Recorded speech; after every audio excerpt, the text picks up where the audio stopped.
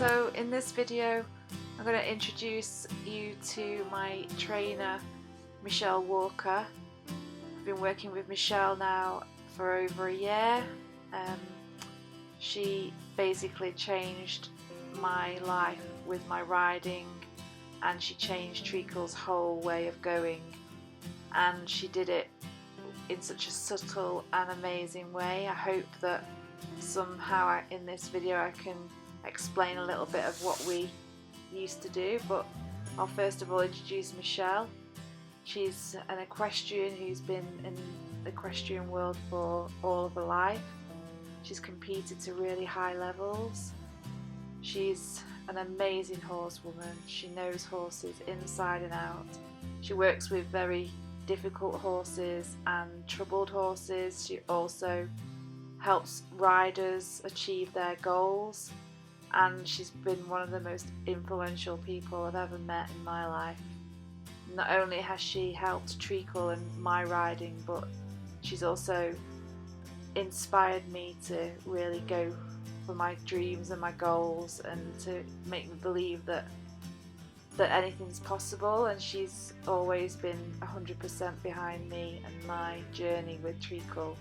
So yeah, she's just an awesome lady.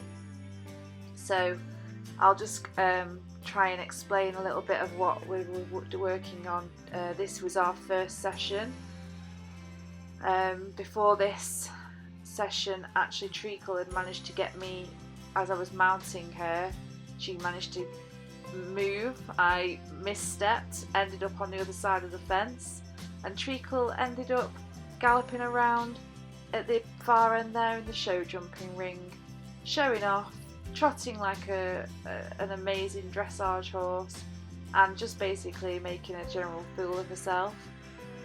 But once I managed to catch her, I remounted, got back on, and we carried on the lesson, and we managed to do some pretty good work. Now, this is our first session with Michelle, so already Michelle was taking a good look at the way she was going.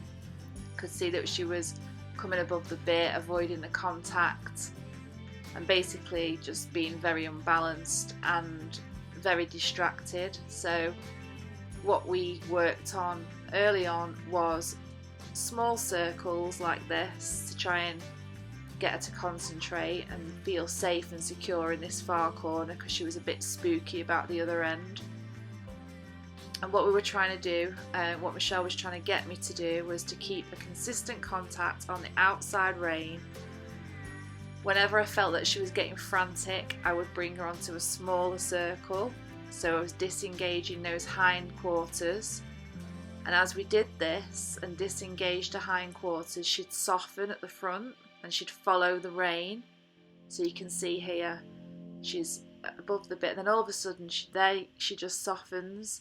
And at that point I would soften and tell her that this is what I wanted her to do. And there we got a few steps while she was following the rein, and then of course she'd get unbalanced again, she'd come above the bit. But the most important thing was that I would stay balanced in the seat, keep that outside rein contact, and disengage those hind quarters, so that she couldn't run off and she couldn't take control of the situation, which is what she wanted to do. And then as soon as she softened, just there, like she did just there, I would soften and we would make the circle bigger, and things would become easier for her. So it was this pattern that we just did every schooling session until she learned that actually being soft and following the bit and following the rein was actually a nicer experience for her, and she learnt in that way that would be the easy thing is a lot easier. And as soon as she comes above the bit, there we go, I make the circle smaller, she has to work harder. As soon as she gives and softens, that's when we made the circle bigger, and life became a lot easier. And it went on like this for probably maybe 2 or 3 sessions after this, until she just got it and she just understood that actually life is a lot nicer when she was seeking the bit and following the bit and stretching over her back. and we did this quite a lot. So I used to get quite dizzy in these sessions, but we persevered, and that was, again, she softens, and so then we give her a break, and we tell her she's the best horse in the world, which she is to me, and then she has a little stretch and a little think about it. And this was amazing. This really changed everything for us. So I'll just finish this video with one last little exercise that we did, and this is something that I still do to this day, and that is to flex to the outside along the long sides. This tiny little movement is so important for getting them straight and for getting the rhythm right in the walk, as you can see here. I just wanted to point this out, that this is a really unbalanced walk with no rhythm whatsoever, and I thought that I could show you the progress of that in the next video. Okay, I really appreciate you watching. Hope you like it and subscribe, and we'll be back for more next time.